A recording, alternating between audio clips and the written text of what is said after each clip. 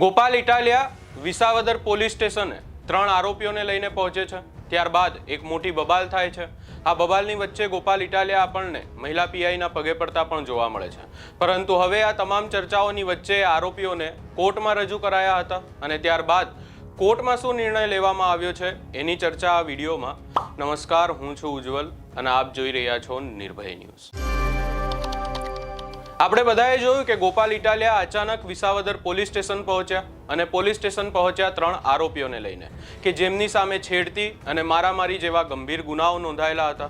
ત્યારબાદ આ આખી બાબતને લઈ અને 3 આરોપીઓ એટલે કે હરેશ સાવલિયા અને તેની સાથે આમ આદમી પાર્ટીના બીજા 2 કાર્યકર્તાઓ તેમને કોર્ટમાં રજૂ કરવામાં આવ્યા। સૌપ્રથમ આપણે કોર્ટમાં શું નિર્ણય લેવામાં આવ્યો એ વાત પણ જોઈ લઈએ અને ત્યારબાદ આ આખી બાબતની ચર્ચા કરીશું।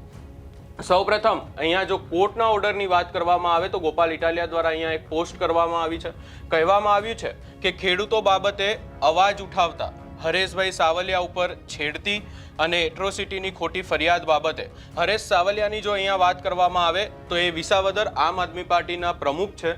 વધુમાં જો વાત કરવામાં આવે તો એમના દ્વારા કહેવામાં આવ્યું છે કે જે એટ્રોસિટીની ખોટી ફરિયાદ અહીંયા લખવામાં આવ્યું છે એને બાબતે કોર્ટમાં જૂનાગઢ ભાજપ પોલીસ અહીંયા ખાસ કરી અને પોલીસ પર પણ આરોપ લગાવવામાં આવ્યા છે, મોટા આક્ષેપ કરવામાં આવ્યા છે અને કટાક્ષ કરતા લખવામાં આવ્યું છે કે જૂનાગઢ ભાજપ પોલીસે 3 દિવસના રિમાન્ડ માંગ્યા હતા જેને કોર્ટે નામંજૂર કર્યા છે। આખી હવે જો ઘટનાની વાત કરવામાં આવે તો ખેડૂતોનો એક મુદ્દો હતો કે મગફળીની જે ખરીદી કેન્દ્ર છે ટેકાના ભાવે ખરીદી કરવામાં આવી રહી છે એની અંદર પણ કરદો થઈ રહ્યો છે અને આ વાતને લઈ અને ગોપાલ ઇટાલિયાને વિસાવદરના ખેડૂતોએ ફોન કરી અને જાણ કરી હતી। ત્યારબાદ આપણે જોયું હતું કે ગોપાલ ઇટાલિયા દ્વારા એવું કહેવામાં આવ્યું હતું કે તેમણે કલેક્ટરને પણ ફોન કર્યા હતા જૂનાગઢના। ત્યારબાદ જે અધિકારીઓ છે એમને ફોન કર્યા, જાણ કરી આખી બાબતની એમને ગોપાલ ઇટાલિયાને ફરિયાદ મળી હતી 18-19 તારીખની આજુબાજુ। ત્યારબાદ તેમણે સતત અધિકારીઓ સાથે સંપર્ક કર્યો, આ વાતને ક્યાંક ને ક્યાંક સામે લાવવાનો પ્રયાસ કર્યો પરંતુ કોઈ નિર્ણય લેવામાં ન આવ્યો। ત્યારબાદ આખરે ગોપાલ ઇટાલિયાએ શું કર્યું, આમ આદમી પાર્ટીના કાર્યકર્તાઓ એના પહેલા જ ગોપાલ ઇટાલિયાએ 24 તારીખે મુખ્યમંત્રીને પણ પત્ર લખ્યો હતો આ બાબતને લઈને કે ક્યાંક ને ક્યાંક મગફળીના કેન્દ્રો ઉપર, ખરીદી કેન્દ્રો ઉપર ગુંડાગર્દી ચાલી રહી છે, કોઈ નિર્ણય ના લેવામાં આવ્યો। ત્યારબાદ ફરી એકવાર આમ આદમી પાર્ટીના કાર્યકર્તાઓને ફોન આવ્યો અને તેઓ મગફળીના જે માંડાવડ મગફળી કેન્દ્ર છે ત્યાં પહોંચ્યા હતા અને આ આખી બાબતને લઈ અને ઉજાગર કરવાનો પ્રયાસ કર્યો। એના વિડીયો પર પણ આપણે નજર કરીએ।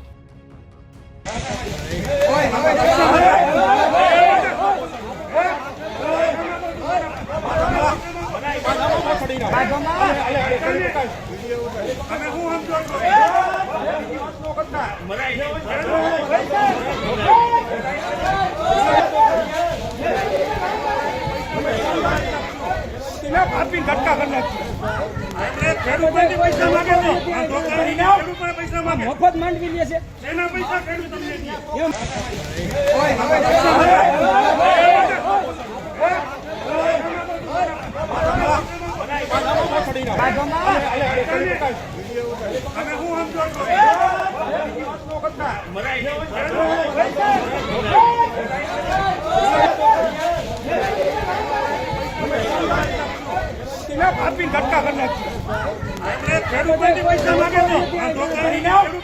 મફત માંડવી લે છે।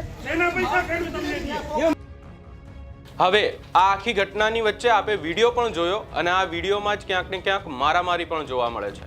આ વાતને લઈ અને ફરિયાદ કરવામાં આવી હરેશ સાવલિયા અને બીજા 2 આમ આદમી પાર્ટીના કાર્યકર્તાઓની સામે।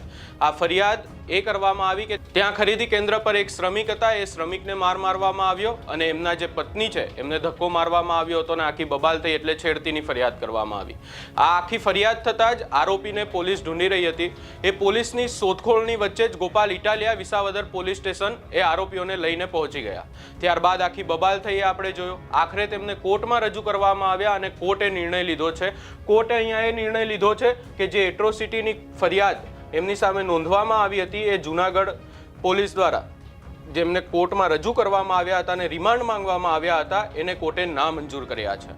આ સમગ્ર ઘટનાને લઈ અને અનેક ચર્ચાઓ એટલા માટે થઈ કારણ કે વિસાવદરના જે ધારાસભ્ય છે ગોપાલ ઇટાલિયા એ આખી બાબતમાં વચ્ચે આવ્યા હતા, પોલીસ સાથે પણ ક્યાંક ને ક્યાંક વાતો થઈ હતી એટલે આખો વિડીયો પણ વાયરલ થયો હતો। પરંતુ હવે આખરે એક નિર્ણય આવ્યો છે અને એમના જે રિમાન્ડ પોલીસ દ્વારા માંગવામાં આવ્યા હતા એ કોર્ટે નામંજૂર કર્યા છે. આ સમગ્ર ઘટનાને લઈ અને આપનો શું અભિપ્રાય છે એ અમને કમેન્ટ કરી જરૂર જણાવશો. અમારી ચેનલ નિર્ભય ન્યૂઝને લાઇક, શેર, સબસ્ક્રાઇબ કરવાનું ભૂલશો નહીં.